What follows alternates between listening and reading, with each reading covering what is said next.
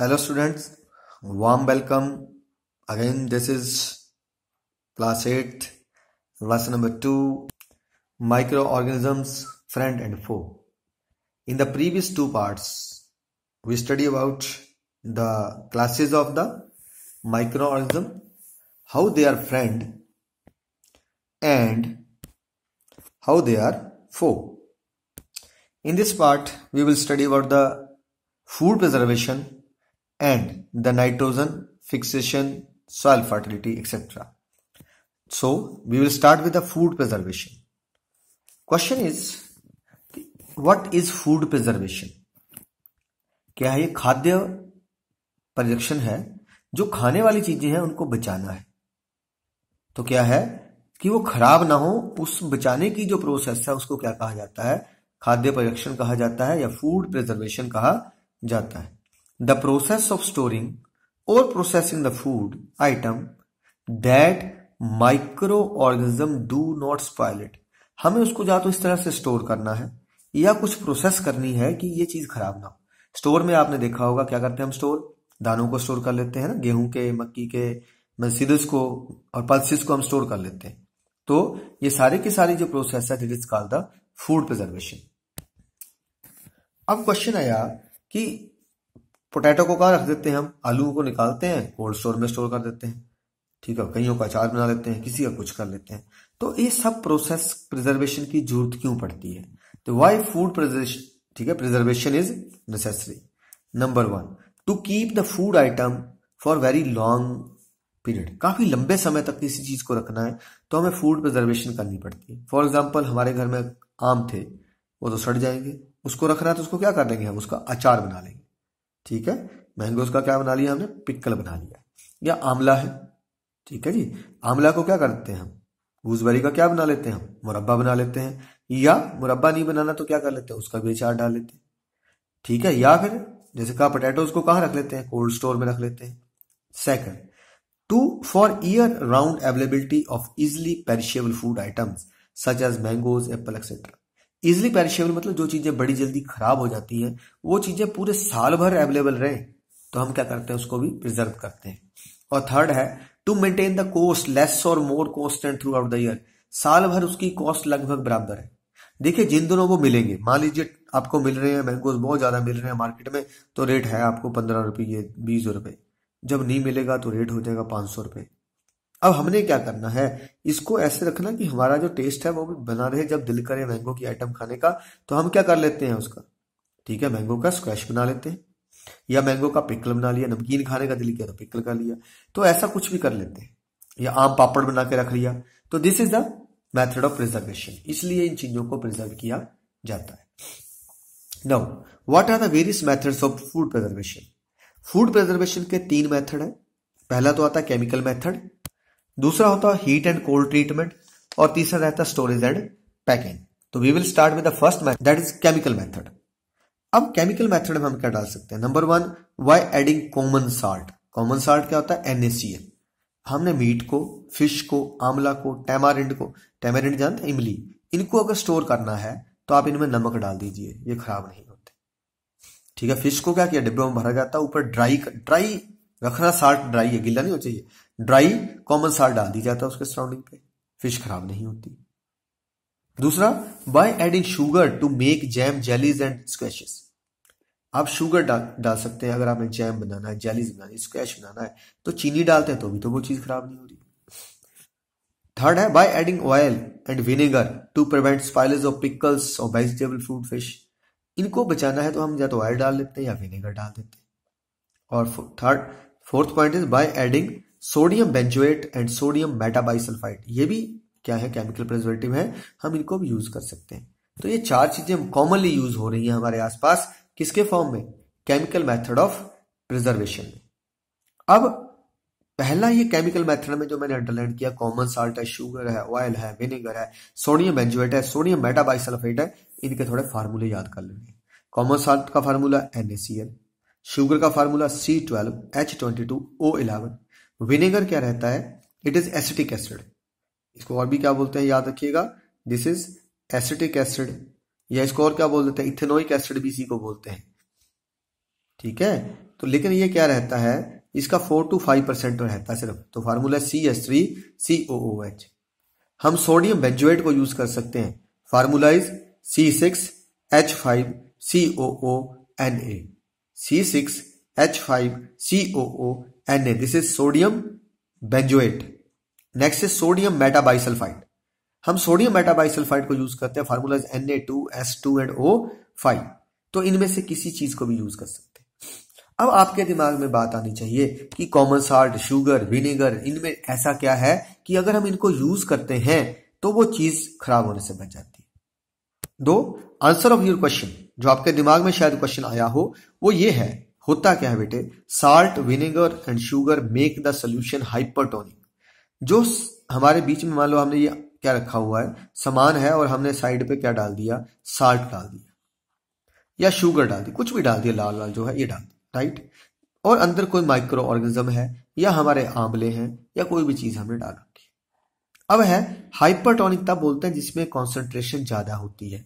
Concentration का मतलब जिसमें साल्ट ज्यादा है और पानी क्या है, कम है। याद रखिए, पानी क्या है, कम है, और जो भी हमने यहाँ साल्ट है या शुगर डाली है उसका मात्रा क्या हो गई, ज्यादा है। अब ये हाइपरटोनिक सोल्यूशन बन गया, कॉन्सेंट्रेशन हाई होगी, तो ये क्या करता है, इसमें ये पानी ढूंढता है कि मुझे पानी मिले। तो ये क्या करता है, जो हाइपरटोनिक सोल्यूशन है, अगर अंदर बैक्टीरिया पैदा हो भी किया हुआ, वायरस, फंजाई, कुछ भी, मतलब जो चीज यहाँ माइक्रो ऑर्गेनिज्म जो खराब कर रहा था, वायरस तो नहीं, सॉरी बोलूंगा, बैक्टीरिया आ गया हुआ है या फंजाई है, तो उसके अंदर से पानी बाहर निकाल ले, उसमें से पानी निकलेगा। जब उसकी बॉडी से पानी निकल गया तो उसमें क्या होगी, डिहाइड्रेशन होगी। जब उसके अंदर डिहाइड्रेशन होगी तो वो ग्रोथ नहीं कर पाएगा, वो मर जाएगा अंदर। तो इस तरीके से, या फिश को क्यों करते हैं, हमारे पास फिश थी, ठीक है, ड्राइड फिश थी, बोला क्या किया, उसको किसमें रख दिया बंदे ने, इसके साइड पे नमक डाल दिया। अब नमक क्या करेगा, फिर वही कंडीशन क्या है, हाइपरटोनिक सोल्यूशन है, फिश में से पानी बाहर आ जाएगा, अंदर पानी नहीं होगा। अगर पानी नहीं होगा तो फिश खराब नहीं होगी। जैसे हम दाने लेते हैं, दाने मक्की लेते हैं, उसको धूप में सुखाते हैं और धूप में क्यों सुखा रहे हैं उसको, ताकि उसका पानी उड़ जाए। इसके अंदर का पानी जो है, इसकी जो परसेंटेज है, रेशियो, वो 14 to 70% के बीच रह जाएगी, तो इसको कोई नुकसान नहीं होता है, हमने पहले लेसन में पढ़ा था। तो ये उसी प्रोसेस का पार्ट है। तो कैसे लिखेंगे, साल्ट, विनेगर और sugar make the solution hypertonic, दस एक्सॉस्मोसिस, ध्यान रखना है, ऑस्मोसिस, एक्सॉस्मोसिस है, पानी बाहर निकल रहा है, take place and micro organism get dehydrated, और जो माइक्रो डिहाइड्रेटेड हो जाते हैं और हमारी चीजें खराब होने से बच जाती है। अगर आपके दिमाग में क्वेश्चन आया तो अच्छी बात थी। मैं चाहता हूं कि क्वेश्चन आए। जब हम बात कर रहे हैं, इतनी डिटेल में बात कर रहे हैं कि आपके दिमाग में क्वेश्चन जरूर उठना चाहिए कि व्हाई, वेयर, व्हेन, हाउ, ये होना चाहिए, कैसे घटा, क्यों घटा, कब घटा, तभी आपको इंटरेस्ट बनेगा। Move to second method, heat and cold treatment. या तो हम गर्म कर सकते हैं, ठंडा कर सकते हैं। कोल्ड तो आपको पता, आपने चीजें फ्रिज में रख देते हो, चीजें काफी दिन बच जाती हैं, रेफ्रिजरेटर में रखते हो ना, आलूओं को कहाँ रख देते हैं, कोल्ड स्टोर में जमा कर देते हैं। और हीट में जब चीजों को गर्म करते हैं, तो हीटिंग प्रोसेस क्या थी, ये लुईस पाश्चर ने डिस्कवर की थी, ध्यान रखिएगा। तो this process is known as the pasteurisation, process is known as the pasteurisation, the process of heating the milk to about 70 degree Celsius. ये मैं आपको बताऊंगा, अभी टाइम और समय के साथ ऊपर चार्ट बना है, about 70 degree Celsius for some time. सीधी सी बात करते हैं, कितना टाइम लेते हैं 70 डिग्री सेल्सियस में, हम बात करते हैं 30 सेकंड की। 30 सेकंड के लिए 70 डिग्री सेल्सियस पे हमने दूध को गर्म करना है, देन कूलिंग इट रैपिडली, फिर उसको ठंडा कर देना, दिस इज कॉल्ड पाश्चराइजेशन। ठीक है जी, पानी, दूध लिया, गर्म किया 70 डिग्री सेल्सियस पर, रखा के 30 सेकंड के लिए रखना है, फिर ठंडा कर देना है, तो समझ लीजिए पाश्चराइज दूध खराब नहीं होगा। लेकिन कुछ नेशंस में इसके अलग अलग स्टैंडर्ड्स हैं। अगर आप 63 डिग्री सेल्सियस पर गर्म कर रहे हैं तो आपको 30 मिनट रखना पड़ता है, right. 63 degree Celsius, time is 30 minute. हाँ, अगर 70 डिग्री सेल्सियस है then time is 30 second. If the temperature is 72 degree Celsius, then for the time period for which the milk be heated, that is 15 second only। तो ये आपका एक chart है जिसको help कर रहा है। तो हीटिंग और कोल्ड ट्रीटमेंट के बाद थर्ड मेथड जो रहा है, that is the storage and packing. तो इसमें क्या रहता है, by making the food item dry, हमने ड्राई किया, जैसे मैंने क्या कहा, किसको रख लेते हैं, स्मोकिंग भी करते हैं हम। किसी देशों में तो क्या किया जाता है, फिश को काट के स्मोक कर दिया जाता है, फिश को लटका लेना, नीचे धुआं लगाना उसको, तो स्मोकिंग से भी चीज क्या हो जाती है, प्रिवेंट हो जाती है। या अभी कहा कि मछली को चीर के रख दो, फिर उसको धूप लगने दो, उसका सारा पानी उड़ जाएगा। जो पानी उड़ गया फिर वो ड्राई होगी। अब ड्राई करके उसको किस में रखना है, एयर टाइट कंटेनर में रख लेना है। बाद में उसको क्या कर सकते हैं, यूज कर सकते हैं। मैं फिश की बात कर रहा हूँ, आप मटर भी लेते हैं, सब्जियां लेते हैं, आजकल पैक्ड फूड आ रहा है, ड्राइड पैक्ड फूड। कैसे, राजमा वो तो हमें पहले से मिलते थे, लेकिन उसके साथ साथ आज हमें मसाले भी इसी फॉर्म में आ रहे हैं। अगर भिंडी लेना चाहते हो वो मार्केट में, शिमला मिर्च है तो वो मार्केट में ड्राई फॉर्म में। तो वो क्या कर रहे हैं इसको, ठीक है, उसको ड्राई करके एयर टाइट कंटेनर में बंद करके कर देते हैं। This is all about the preservation. कोई रही है क्वेश्चन तो आप पूछ सकते हैं कभी भी, मेरे फोन नंबर में लास्ट में जरूर बोलता हूँ। अब एक सॉइल फर्टिलिटी की बात करते हैं। हमने लेसन नंबर 1 में भी की थी कि what is soil fertility. It is the quality of the soil and the nutrient present in it that enhance the production of crop. किसी भी मिट्टी के क्वालिटी और उसके अंदर कितने न्यूट्रिएंट हैं ताकि क्रॉप की प्रोडक्शन बढ़ जाए, उसे हम क्या कहते हैं, सॉइल फर्टिलिटी कहते हैं। अगर हम पढ़ा था फर्स्ट लेसन में, क्रॉप्स को उगाते हैं तो ये मिट्टी से न्यूट्रिएंट यूज कर लेते हैं, हमारी मिट्टी में न्यूट्रिएंट की कमी हो जाती है। तो to maintain the fertility we have to add manure और फर्टिलाइजर इन द सॉइल। हमें उसको अगर मेंटेन करना है तो इन चीजों को हमें ऐड करना पड़ता है, मैन्योर या फर्टिलाइजर को सॉइल में डालना पड़ता है, पढ़ा था हमने। लेकिन इस लेसन में हम सिर्फ किसकी बात करेंगे, नाइट्रोजन फिक्सेशन की ही बात करेंगे। तो फर्स्ट इज नाइट्रोजन फिक्सेशन। अगर एयर में हम जानते हैं कितने परसेंट नाइट्रोजन है, देयर आर, ठीक है, there is 78% nitrogen in the air, but plants can not fix it directly. लेकिन जो पौधे हैं ना इसको यूज नहीं कर सकते।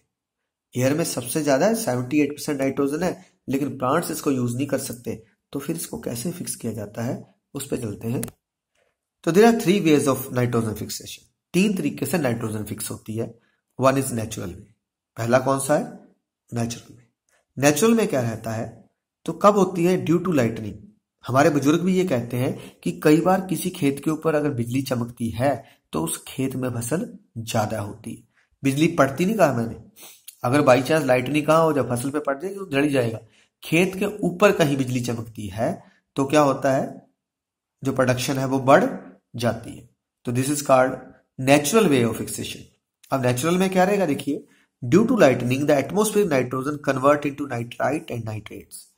तो क्या होता है, जब हवा में लाइटनिंग होती है इतनी ज्यादा गर्म हो जाती है कि नाइट्रोजन जो है बाकी कंबाइन करके नाइट्रेट और नाइट्राइट में कन्वर्ट हो जाती है। और ये बारिश के साथ जब नीचे जमीन पे गिरती है तो प्लांट्स इसको यूज कर सकते हैं, राइट। तो अमोनिया बन जाता है, प्रोसेस वही रहती है। एक इसका प्रोसेस रहता है, पहले याद भी रखिए, सबसे पहले क्या बनता है, अमोनियम, फिर वो किस में कन्वर्ट करती है इस प्रोसेस को, दैट इज अमोनियम से बनते हैं नाइट्राइट्स, और नाइट्राइट से क्या बनते हैं, नाइट्रेट्स। इस तरीके से ये प्रोसेस कैरी हो जाती है। और दूसरा मेथड है बाय माइक्रो ऑर्गेनिजम्स। जो माइक्रो ऑर्गेनिज्म में है, एक तो है राइजोबियम बैक्टीरिया, ठीक है, बाय लेग्यूमिनस प्लांट। पूरा प्लांट दिखाया है, पूरी प्रोसेस समझाई है क्लास 7 के चैप्टर नंबर 1 के अंदर। लेकिन आपको अगर प्रॉब्लम है तो मैं उसका लिंक भी शेयर कर दूंगा, इसकी नीचे देखिएगा आप, डिस्क्रिप्शन में लिंक रहेगा जिसमें लेग्यूमिनस प्लांट दिखाया गया। जो लेग्यूमिनस प्लांट रहते हैं उनके रूट में क्या होता है, एक ऐसे ग्रंथि सी होती है, इसको हम क्या बोलते हैं, रूट नड्यूल बोलते हैं। थोड़ा सा बता देता हूं मैं फिर भी। इस रूट नड्यूल के अंदर सेंटर में यहां कौन छुपा होता है, यहां होता है राइजोबियम बैक्टीरिया। ये जो राइजोबियम बैक्टीरिया है ये किसको ट्रैप कर सकता है, एटमोस्फेरिक नाइट्रोजन को कन्वर्ट करके प्लांट को दे देता है, राइट। लेकिन इसकी साइड पे ये रेड रंग की हिस्सा होता है जिसको क्या बोलते हैं हम, लेग हीमोग्लोबिन बोलते हैं। ये लेग हीमोग्लोबिन क्यों होता है, ये क्या करता है, हीमोग्लोबिन ये ऑक्सीजन को पकड़ लेता है और ऑक्सीजन को यहां तक नहीं आने देता, जिससे राइजोबियम बैक्टीरिया बच जाता है। दूसरा नाइट्रोजोमोनास या ब्लू ग्रीन अलगे की बात करते हैं, नील हरित शैवाल की बात करते हैं। तो ये कहाँ होता है, ये हमारी जो धान की फसल है, जब हम पैडी को उगाते हैं तो उसमें हरी हरी सी जो शैवाल पैदा हो जाती है, जब हम खुद डाल देते हैं, वो भी नाइट्रोजन को फिक्स करके सॉइल में मिक्स कर देती है। थर्ड पे चलते हैं, थर्ड मेथड रहा इसके अंदर, वो है industrial method. In the industrial method the atmospheric air is liquefied and various gases were separated. हवा को क्या किया जाता है, एयर को ध्यान रखिए, जो हवा होती है उसके ऊपर इतना प्रेशर क्रिएट किया जाता है क्या करना, याद रखिएगा, जो प्रेशर को क्या किया जाता है, इंक्रीज किया जाता है, और टेम्परेचर को डिक्रीज करना है। टेम्परेचर को क्या करना होता है, डिक्रीज। लेकिन जब आप नोट्स बनाए तो मैं सिर्फ आपको बता रहा हूं, आप पूरा लिख सकते हैं। टेम्परेचर को, इस निशान का मतलब क्या होता है, डिक्रीज करना है, और प्रेशर को क्या करना होता है, इंक्रीज करना होता है। तो एयर क्या हो जाती है, लिक्विफाई हो जाती है। जब एयर लिक्विफाइड हो गई तो हम उसके अलग अलग कंपोनेंट को रिसीव कर सकते हैं। यह है लिक्विफिकेशन की प्रोसेस। एयर आएगी, यहां से प्रेशर होता है, यह हवा को टाइट होगी, हॉट होगी, यहां से फ्रीजिंग ठंडा पानी जा रहा है, और आपकी कोल्ड कंप्रेस्ड एयर यहां पहुंच गई। इसमें से सबसे पहले कार्बन डाइऑक्साइड निकल जाती है। ध्यान रखिएगा क्या निकलती है, कार्बन डाइऑक्साइड, वो भी सॉलिड की फॉर्म में, तो इसको ड्राई आइस कहते हैं। कौन सी फॉर्म में, सॉलिड में। फिर इसके बाद आगे चल जाते हैं, तो यहां से इधर लिक्विड ऑक्सीजन मिल गई। ऑक्सीजन तो आप जानते हैं सिलेंडरों में यूज होती है, वेल्डिंग में यूज हो रही है। यहां से ऑर्गन, यहां से नाइट्रोजन, तो ये फ्रैक्शनल डिस्टिलेशन प्रोसेस होती है।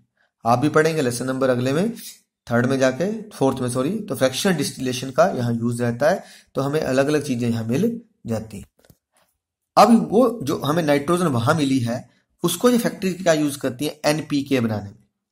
नाइट्रोजन, फास्फोरस, पोटेशियम, ये हमारे यहाँ घरों में भी आता है। इसको हम क्या बोलते हैं, यूरिया के नाम से जानते हैं, या 12-32-16 के नाम से जानते हैं। कैसे, बाय वेट नाइट्रोजन 12% रहता है, फास्फोरस 32% और पोटेशियम 16%। हाँ, कई जगह क्या रहता है, सॉइल के अंदर किसकी फास्फोरस अच्छी होती है, ज्यादा होती है, लेकिन पोटेशियम कम होती है, तो वहां 10-26-26 10-26-26 भी ये बिकता है। अलग अलग स्टेट्स की बात है। तो हिमाचल में तो 12-32-16 के रेशियो में ये आता है। तो इंडस्ट्री में क्या होता है, in the industry the atmospheric gas is liquefied and various gases were separated, nitrogen is used to prepare NPK. तो ये इस सारे पैटर्न में अगर हम बात करते हैं, हमारे आसपास कौन सी जगह ये चल रहा है, it is in NFL. Full form याद रखिएगा, नेशनल फर्टिलाइजर लिमिटेड। क्या है एनएफएल की फुल फॉर्म, कहाँ है ये, नंगल में है। कहाँ है ये, नंगल में है, नेशनल फर्टिलाइजर्स, ठीक है। एलटीडी का मतलब लिमिटेड, और है कहाँ पे ये, नया नंगल या नंगल में, पंजाब में, हमसे बिल्कुल पास है, वहां बनता है। दूसरा है इफको। इफको की फुल फॉर्म है Indian farmers fertiliser cooperative limited. आपने खाद दी होगी। तो इन तीन मेथड से हम क्या कर सकते हैं, जो नाइट्रोजन को फिक्स कर सकते हैं। नेचुरल मेथड, ठीक है, क्लियर हो गया। कौन यूज कर रहा है, लाइटनिंग से हो रहा है। माइक्रो ऑर्गेनिज्म में राइजोबियम बैक्टीरिया है और ब्लूबिन अलगा है, और इंडस्ट्री में हम एयर से इसको ट्रैप कर रहे हैं। एक अभी स्टेप आपको बता रहा था मैं कि नाइट्रोजन जो फिक्सिस बैक्टीरिया रहता है हमारे पास, अगर प्लांट्स उसको यूज कर लेते हैं तो ठीक, नहीं तो कैसे रहता है, अमोनिफिकेशन हो जाती है। क्या होती है इसकी, अमोनिफिकेशन से क्या बनता है, अमोनियम। अमोनियम पे फिर नाइट्रिफिकेशन होती है, और कौन करता है, नाइट्रीफाइंग बैक्टीरिया करता है। याद रखिए, पहले नाइट्रोजन फिक्सिंग बैक्टीरिया ने इसकी क्या की, अमोनिफिकेशन। हवा से भी इसकी क्या हुई, अमोनिफिकेशन। फिर क्या बन गया, अमोनियम। अमोनियम पे फिर नाइट्रीफाइंग बैक्टीरिया ने एक्ट किया, और प्रोसेस क्या हुई, नाइट्रीफिकेशन। तो क्या बने, नाइट्रेट्स, NO2 माइनस के साथ। फिर नाइट्रीफाइंग बैक्टीरिया ने इस पे काम किया, और क्या बन गया अब, नाइट्रेट्स। इन नाइट्रेट्स को या तो प्लांट्स यूज कर लेंगे, या इसकी क्या हो जाती है, डी नाइट्रीफिकेशन हो जाती है। याद रखिएगा, क्या हो जाती है इसकी, फिर से डी नाइट्रिफिकेशन का मतलब क्या हुआ, ये फिर से अमोनिया बन के हवा में उड़ जाता है। आप इसको आसानी से देख सकते हैं, जो ह्यूमन कहीं भी जहां मतलब पब्लिक टॉयलेट होते हैं, वहां यूरिन जाते हैं, उस यूरिन में बड़ी ज्यादा स्मेल होती है। वो स्मेल किसकी होती है, वो स्मेल होती है अमोनिया की। याद रखिएगा, अमोनिया की। क्यों, क्योंकि जो हमने यूरिन किया है उसके अंदर क्या होता है बच्चे, उसमें यूरिया होता है। क्या होता है, यूरिया। इस यूरिया को ये बैक्टीरिया क्या कर देते हैं, लास्ट में डीनाइट्रीफाई करके फिर से किस में बदल देते हैं, अमोनिया में बदल देते हैं, और वही अमोनिया की जो गैस है वो हवा में उड़ रही होती है, हमें वो स्मेल होती है। नाइट्रोजन साइकिल है ये, इसको बायोजियोकेमिकल साइकिल भी कहा जाता है। बुक में थोड़ा सा अलग है, मैंने वैसे किया, थोड़ा समझाने के लिए आसान किया है कि एयर में एटमॉस्फेरिक नाइट्रोजन जो है 78% है, राइट। हम इसको 3 मेथड से फिक्स कर सकते हैं। बाय द लाइटनिंग, बिजली से चमकेगी, खेत में आ जाएगा, और आपको पता क्या बन जाएगा, मैं कहा था आपको क्या बन जाएगा इसका, जब भी होगा अमोनियम बनेगा। क्या किसकी फॉर्म में कन्वर्ट हो जाएगा, ये अमोनियम की फॉर्म में आकर जमीन में पहुंच जाएगा। या fixed by rhizobium, rhizobium bacteria ने किया तो सीधा प्लांट को मिला। ध्यान रखिए, ये तो सीधा ही प्लांट को जाएगा, ये तो कहाँ नहीं, ये एक सॉइल में भी नहीं जाता है। और ब्लू ग्रीन अलगी ने किया तो सॉइल में जाएगा। इंडस्ट्रियल फिक्सेशन हुई है, एनपीके हमने भी कहाँ डाला, सॉइल में डाला। अब सॉइल में इसका क्या हुआ, अमोनियम था, बताया आपको। इस अमोनियम पे क्या होगा, कुछ बैक्टीरिया काम करेंगे, फिर क्या हो जाएगी इसकी, क्या बन जाएगा ये, नाइट्राइट्स। नाइट्राइट्स से क्या बन जाएंगे, नाइट्रेट्स। इन नाइट्रेट्स को कौन ले लेगा, ये प्लांट्स ऑब्जर्व कर लेंगे। ठीक है, जो पीछे चार्ट बना उस पर थोड़ा देखिए, जो अमोनियम है उसके क्या बनते हैं, नाइट्राइट्स। नाइट्राइट्स से क्या बनते हैं, नाइट्रेट्स। नाइट्रेट्स को या तो प्लांट्स यूज कर लेते हैं या फिर वही वापस आ गया मैं, एडेड इन सॉइल था, अमोनियम की फॉर्म में था, उससे क्या बने, ठीक है, नाइट्राइट्स। क्या बने हैं, नाइट्राइट्स। फिर क्या बने, नाइट्रेट्स। और नाइट्रेट्स से क्या हुआ, इसको प्लांट्स ने यूज कर लिया। अगर इसको प्लांट नहीं यूज करते हैं तो ये कहाँ आ गया फिर से, ठीक है, if not use by plants. Ammonia भी प्लांट ने नहीं यूज किया, नाइट्रेट्स भी प्लांट ने नहीं यूज किया। तो जो प्लांट्स हैं, प्लांट्स को किसने खा लिया, एनिमल्स ने खा लिया। अब एनिमल्स ने क्या किया, यूरिन किया, फिर कहाँ मिल गया, मिट्टी के अंदर आ गया। अब यूरिन कहाँ आ गया, फिर से मिट्टी के अंदर आ गया। और या प्लांट से एनिमल की डेथ होगी, फिर भी वो कहाँ पहुंच गए, मिट्टी के अंदर पहुंच गए। अब याद रखिए क्या बोला मैंने, फिर से बोलूंगा, तीनों ने फिक्स किया। राइजोबियम तो डायरेक्ट प्लांट ने यूज कर लिया, राइट, थोड़ा क्लियर नहीं था, क्लियर किया मैंने। अमोनियम था, अमोनियम को क्या हुआ, ठीक है, डायरेक्ट मैंने कहा किसमें बदलेगा, नाइट्राइट। नाइट्राइट किसमें बदलेंगे, नाइट्रेट में। नाइट्रेट को या तो प्लांट यूज करेंगे या नहीं यूज करेंगे तो कहाँ आ गया, वो भी बचा हुआ सॉइल। अमोनियम भी सॉइल में हो सकता है। अब इस प्लांट के साथ दो चीजें हो सकती हैं, या तो इसको एनिमल खाए या ये मर जाए, नहीं यूज हो तो मर जाएगा। अब जिसको एनिमल ने खाया, एनिमल क्या करेगा, यूरिन करेगा। मैंने बताया यूरिन में क्या होता है, यूरिया। यूरिया भी क्या है, अमोनिया का प्रोडक्ट है। फिर कहाँ आ गया, मिट्टी में। इधर इनकी डेथ हो गई, डेथ के बाद ये भी कहाँ मिल गया, इनके नाइट्रोजन कंपाउंड जो कहाँ थे, सॉइल में आ गए। अब इन सब के ऊपर क्या होगा, फिर क्या हो जाएगा, बताया था आपको क्या हो जाती है इसकी, डीनाइट्रिफिकेशन। थोड़ा सा ब्लर है, अभी ठीक हो जाएगा। तो इसकी क्या हो जाती है, डीनाइट्रिफिकेशन होगी। क्या होगी, डीनाइट्रिफिकेशन होगी। और ये फिर किस में कन्वर्ट करेंगे, एटमॉस्फेरिक नाइट्रोजन में कन्वर्ट करेंगे। तो इस तरह से ये नाइट्रोजन का जो साइकिल है, ये बायो जियो केमिकल साइकिल है। अब कोई पूछेगा कि ये बायो जियो केमिकल साइकिल क्यों बोला बेटे, बायो मतलब जिंदा। जिंदा कौन है, एनिमल और प्लांट। जियो कौन है, जियोग्राफी, भूगोल, हमारे आसपास। तो हवा में भी जा रहा है, पानी में भी जा रहा है, ठीक है, यहाँ घूम रहा है, इसलिए इसको साइकिल को क्या बोलते हैं, बायो जियो केमिकल साइकिल। तो ये सारा साइकिल था, ये नाइट्रोजन का साइकिल है। आपकी बुक से थोड़ा एलैबोरेट किया है, तो मुझे लग रहा है आपको ज्यादा बढ़िया समझ आएगा, कोशिश कीजिएगा। तो क्वेश्चन टाइम, तो ये रहे क्वेश्चन, ढूंढ ली। अगर आपको ये आ गए हैं बिना पीछे देखे तो समझ लीजिए आपको वीडियो क्लियर है। Now the answer time also, answer मतलब जो पिछले के आंसर थे। पहला क्वेश्चन डाला था, which microorganism is mainly responsible for the food poisoning. कौन सा था आपको पता है, ये बैक्टीरिया है। और अगर आपको बैक्टीरिया का नाम याद है तो that is the Campylobacter jejuni. Name and disease of plant cause by bacteria, आपको पत्ता भी दिखाया था, and that is citrus canker. Hepatitis B is dash borne disease, ये क्या है, water borne disease. Anthrax is cause by dash, that is by Bacillus anthracis. 5.2 हार्म 5 लिखने थे, एक डिजीज वाला हो जाएगा, एक आपका बिल्डिंग पे लॉस हो गया, कपड़ों पे लॉस हो गया, फूड डिस्ट्रॉय हो गया, और फूड पॉइजनिंग होगी। ये आपके 5 पॉइंट आप यहाँ पे नोट कर सकते थे। तो आई होप आप एंजॉय कर रहे हैं, आप लर्न कर रहे हैं। जुड़े रहिए, ज्यादा से ज्यादा दोस्तों को बताइए, शेयर कीजिए, सब्सक्राइब कीजिए, ताकि मुझे हौसला रहे, मैं मेहनत करता रहूं। जय हिंद, जय भारत।